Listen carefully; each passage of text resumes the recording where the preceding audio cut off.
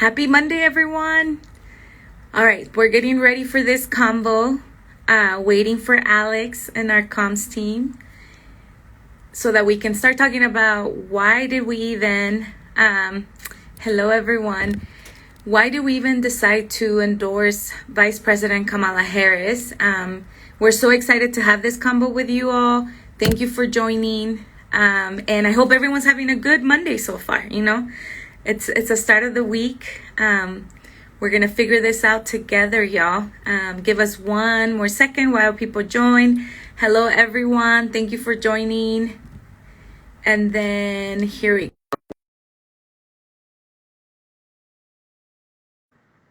Let's see if this works.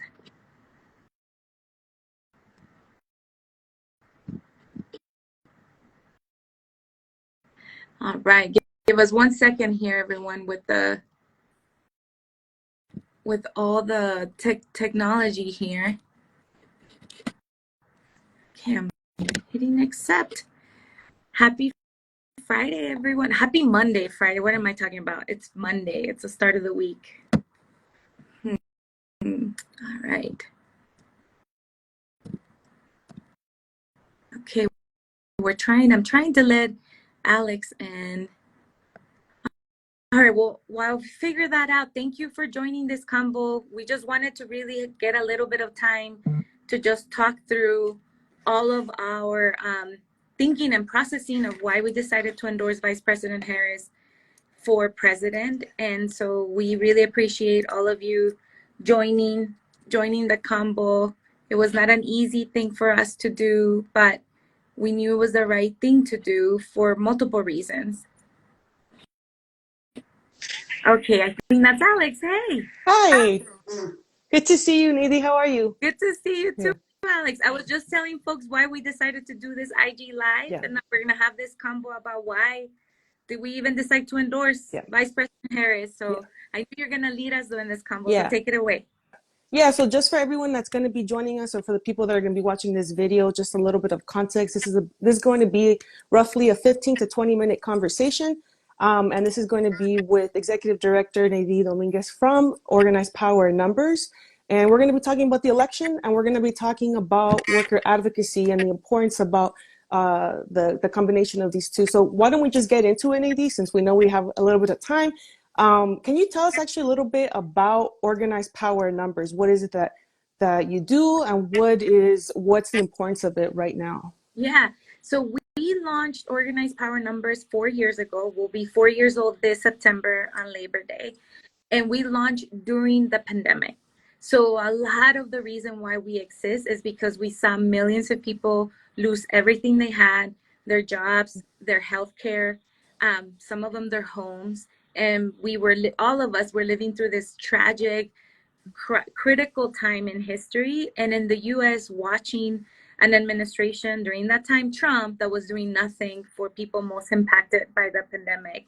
And so when we launched, our main goal was to talk to millions of unemployed folks that were both scared, didn't have resources, but wanted to actually plug in and fight for themselves and their families, and just didn't know how or didn't know with whom, right? And so there was a lot of self-organizing during that time that we were witnessing, and we wanted to capture that and say, hey, this is a home for you. We see you, we're with you, we're suffering too, but there's something we can do together, and also find political home together for the long haul, right? And so that was the focus 4 years ago. The other thing we decided to do then was to just do this work in the Southeast and Southwest.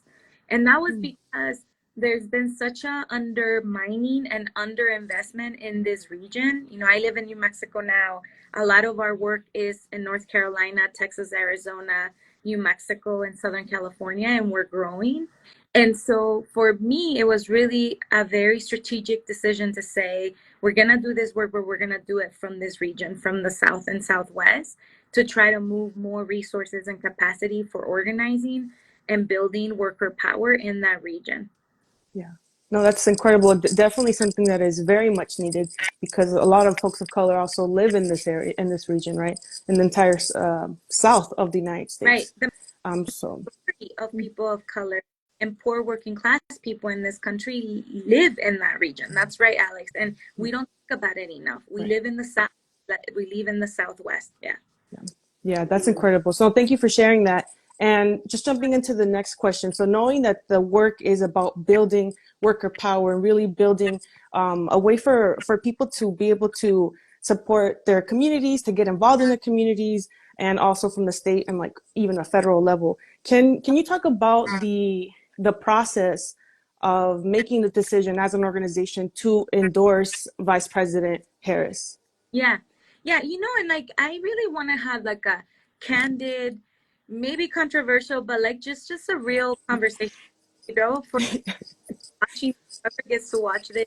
For us in our organization, we actually did a little light survey back in the beginning of the year just to see where we're starting at, right? Like we knew this was going to be a big year. We knew people were paying attention, but we really wanted to hear from the people we organize with in our region. Like, where y'all at with all of this? And the reality was they were not motivated, right? Like 7 out of 10 of our folks were basically like, I'm not voting. Neither of those two people speak to me or move me, or I don't feel really excited about either Trump or Biden. So where we started the year was hearing from our own folks, like, we're not motivated to vote. We're not going to vote for either of them. So we had made a decision pretty early on in the year as an organization to actually not engage on the presidential election cycle with our name on it, because we knew that really our folks had been building with us as a worker organization, and they weren't motivated by either of these two candidates, and they really do trust us because we've built together for the last 4 years to continue to push our agenda, right, from the bottom up, which is what we've been doing from local campaigns up. And so it didn't make sense for us, right? Like we just made that decision to say we're not going to run program under. Practically speaking, we were also worried that if we ran program under our name, just to be real, like we were going to run that list. We've built a list of 350,000 people across our region in the last 4 years. And because 7 out of 10 were saying like we're not being moved by any of these folks, we were worried about running program with our name and then burning our list. Like, just being straight up, and just the like calculations of this decision, right? But then 2 weeks ago, or yeah, I guess 2 weeks ago, it feels like longer, it's only been 2 weeks, everything changed, right? And President Biden decided to step down and said, I'm not going to run for a re-election. And then 30 minutes later, we were all holding our breath for those 30 minutes. He decided to endorse publicly Vice President Harris for the presidential nominee from the Democratic Party, nomination of the Democratic Party. And like everyone else, like, look, we do worker organizing. We're not an electoral organization. So also, Kamala Harris is someone that we think of moving, not someone that we think already is with us on everything, right? But we felt something different. Like we all were watching our own accounts, our supporters' accounts. We were getting questions from our own members, like, what is this real, right? Like these are all real things that happen when you have those relationships with just regular people, right? And so we decided to talk to people again. Okay, this is a different moment. So let's treat it and let's do a survey again. So we emailed our supporter list, we texted our supporter list, we made calls to our leaders, and we held in-person meetings with our worker committees in the states where we have them. And we just asked people, how are you all feeling about, Harris for president? Do you all think we should endorse, right? And we got a 65% over all those different ways of communication of people that said we should endorse her. And so us endorsing her was one in response to our membership and our base saying, well, they're excited, right? And like some of this is emotional too, right? Like it's exciting to watch a woman of color, a woman that comes from an immigrant descent, even though she's not being great on immigration. I'm gonna just throw out that, and we know that, and we're not ignoring that. We're very clear about that. But people were excited and they were feeling it, and they were telling us that we needed to also recalibrate our position, and were speaking to us. Not only did we get responses, but this was one of the engagements this year where in all those different vehicles that we use to communicate with people, we had the highest response rate, right? So from folks that even have not responded to something else to take action on something else, they responded to this, and they wanted to get their own voice be counted and choose yes or no, right? And so we listened, we heard, and that's why we took action. That's why we decided to endorse and go public and say 65% of our folks say we should endorse her, so we're doing it. And look, I never do nothing that I don't do my best shot at, and I never done anything in my life that is half-assed. So the other part of this was, okay, we're gonna endorse her, we're gonna throw down, right? And throwing down doesn't mean just getting behind her and being like, she's great, this is perfect, she's good on every single issue that we care about as Organized Power Numbers.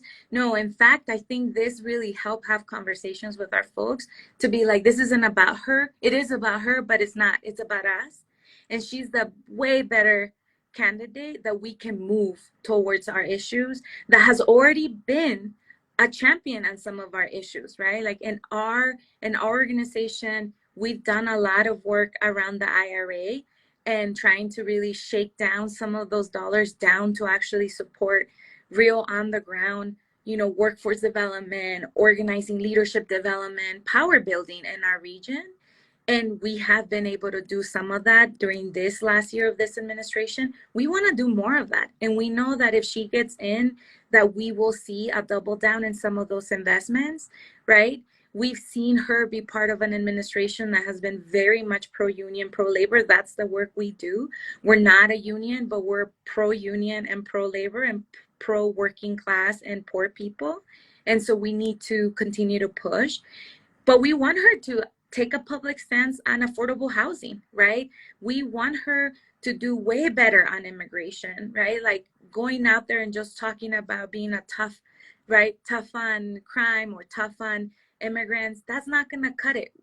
Our region is all border, right? And like people live that every day. And that rhetoric isn't enough. The idea, right, that we're going to be able to actually succeed as a country as long as we just close the border down and keep immigrants out. Like our folks know that that's false, and that's not true, and that's not the reality that they live every day, right, in those border towns, right? So we see this endorsement as us doubling down in our strategy, doubling down in ourselves, and going out there to get elected the person that we know we can move on our issues towards the right path. And that's her. No, thank you for sharing that. And I think some of the things that you were saying, just one is the member-led style of organized power numbers, which is that is democracy, right? Which it is asking the opinions of the members and the workers that you are working with in these regions and how they would like to also want us as a collective to move forward. So thank you for sharing that. And like you said, it's another strategic point for workers Yeah. to continue to organize on things that matter to us, to labor unions. Clearly, like you said, there's a lot of things that she hasn't been standing, or hasn't been at least very clear of where she is standing, whether it's demanding a ceasefire, whether it's ensuring that we're not continuing more of this conservative kind of like super anti-immigration, anti-human policies that are ripping our communities apart. So can you talk a little bit more about the objectives now changing for organized power numbers? What are the challenges that open organized power numbers is seeing, especially with the upcoming election of a Trump presidency in comparison to a Harris presidency? Yeah, I think, like we're late to the game. That's the reality, and like we were not planning to actually do electoral work with our name on it. And here we are, right? It's August. We endorsed last Friday. We're out the gate strong, right? But it means that now we're in this position where we are both like at the same time running program and fundraising for that program. So that's going to be one challenge, right? Like of just raising the resources that we need to be able to do the program that we want to do, talking to poor and working class people in the Sun Belt, right? So I'm going to do a shameless plug-in right now. Like we are committing ourselves to mobilizing 2 million people in the Sun Belt, poor working class people. These are not the like, folks that everybody expects to vote. These are the folks that people don't invest in or speak to actually get them to vote and vote in a way that they feel empowered and excited about. So we need to raise $2 million. So for every, it's a dollar to dollar. So for every dollar that anybody here is willing to donate to us, that's a conversation with a poor working class person in our region, in the South and the Southwest. So if people can do that, we'll drop the link in the IG chat and people can go donate. Everything counts. Literally a dollar can be one more conversation. So that's going to be a challenge. The second challenge is there's also a new calculation too for her winning, right? For Harris winning. And that new calculation, or one of the many paths for her to potentially win, include 4 states in our region, right? That's Arizona, Nevada, Georgia, and North Carolina. And the reality, y'all, is that at the beginning of the year, nobody was paying attention to this region, right? Arizona was our shining star and was getting the love. Shout out to Lucha and all the organizations down there doing the hard work on the electoral side, but nobody else, right? And we had made a bet, also shout out to Siembra in North Carolina, that North Carolina, we couldn't give up on North Carolina, right? So even though we weren't going to do program in our name, we wanted to like align ourselves with partners that were going to do that hard work and help them both think of the strategy, throw down with them, and also help raise resources too, right, for that work. And so we had already been doing that, but we hadn't actually thought about our whole program in the region, right, until now. And now you have Georgia and you have also Nevada, right, which is places where Nevada was there, and people they knew, but those are not states where the party and also the donor kind of class that moves for these moments moves real dollars too, right? And so we really want to help move that and change that, and not just move the money for Harris, but move the money to actually build long lasting power for poor working class people in our region, right? This is a leverage moment. And so for us, we're going to go fundraise money, but we're going to go fundraise money to talk to our folks, right? To talk to poor working class people about this is about us, and electing her is one more move towards our agenda, right? But that's not all, right? Like we want to build and like bring people into a political home for on, right, beyond November 5th. And so that's going to be a challenge, and I think that we're very excited and well positioned to do that. We're an organization that both has the relationships and the trust in our region with our partners. We're not going to do that alone. We don't roll like that. We never roll by ourselves. So it means that we're going to be bringing in, like we've done in the last 4 years, resources to our region and partnering with folks to get that job done, right, and build lasting power for ourselves.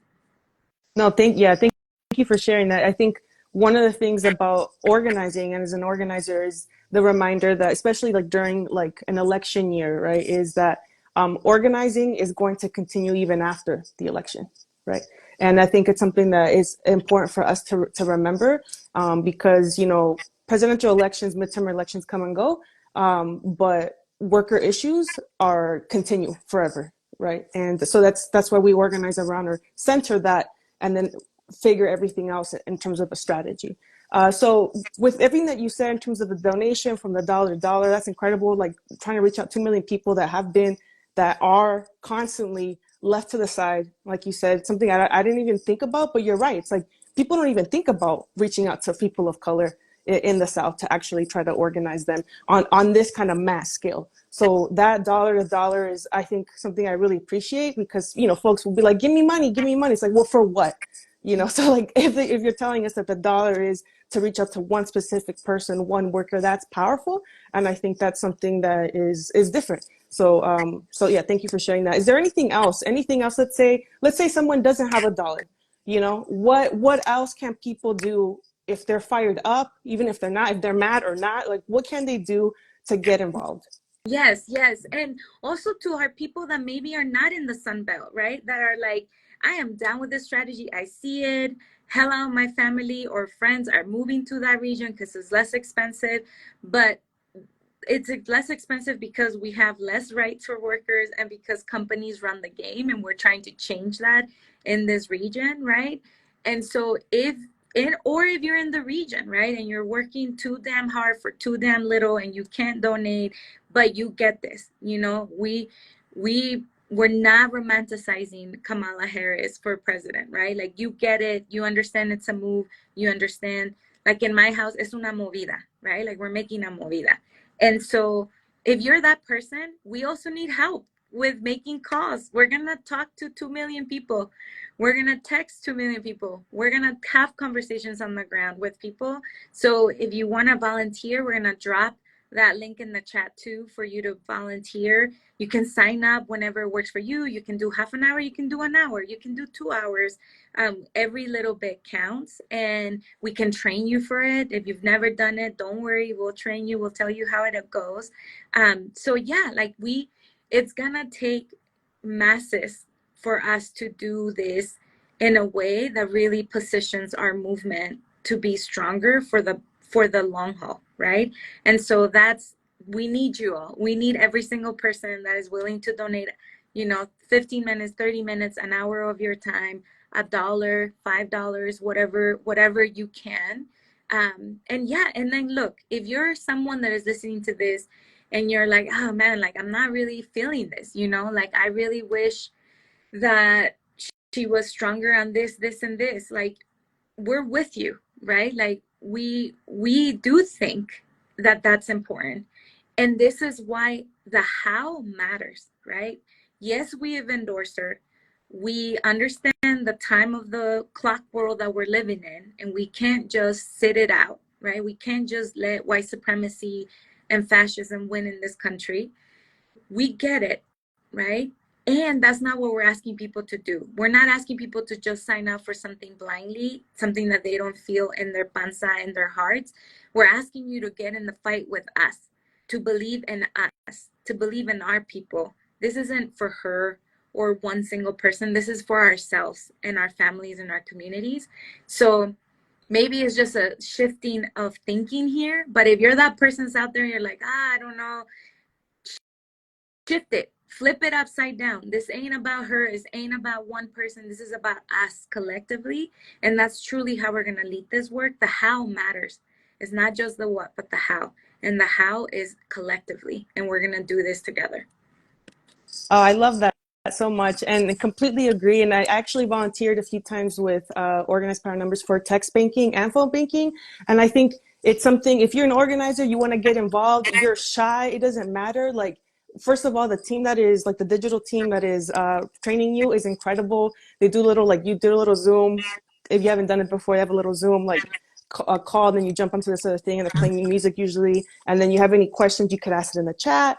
And it's also just a great way to actually understand what the work is ahead, right? Because you're having conversations with the people who are living in North Carolina, who are in Texas. And so, we can be living in our little area, in a little bubble, thinking certain things, and then you get responses. You're like, oh shit, like this is a different kind of conversation that we need to be having. At the end of the day, if we want to build worker power, we need to talk to workers, and we need to be able to do that step. So whether that's going to be text banking, if you really, really don't want to do phone banking, but honestly, I think every incredible organizer should be volunteering, spending some time to do these things, especially if you don't have, like, let's say a lot of, like, if you don't have money, and that's fine. Like we saw one of the comments that time is currency. That's 100%.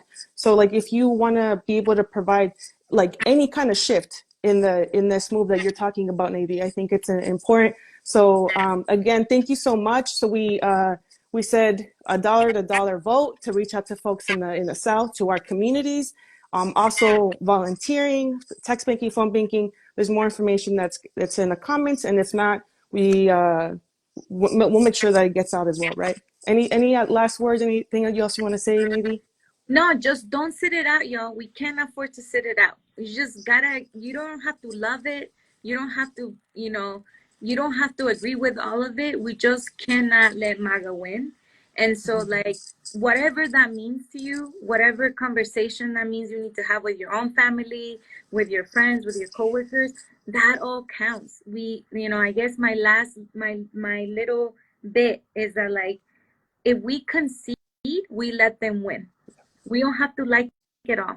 We should have Yeah. disagreement. It's okay to have disagreement.